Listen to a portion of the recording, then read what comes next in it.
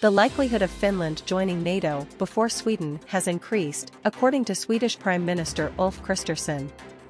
But Mr Kristersson said today it is not a question of if, but when his country joins the military alliance.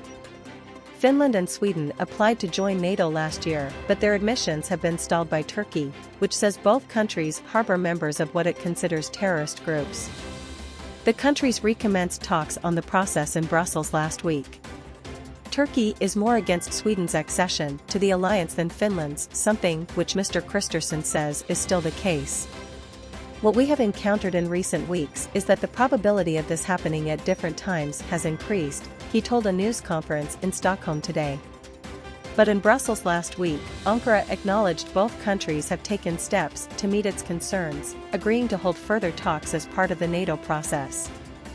Meanwhile, the Kremlin has once again spoken out about its condition for a peaceful resolution in Ukraine, repeating a line we've heard several times before. Moscow says Kyiv must take into account new realities of situation if there is to be an end to the conflict, according to Kremlin spokesman Dmitry Peskov. He added that Russia's position on bringing an end to the war is well known. The de facto situation and new realities are also well known. Without taking into account this set of issues, the transition to a peaceful settlement is impossible, Mr. Peskov said.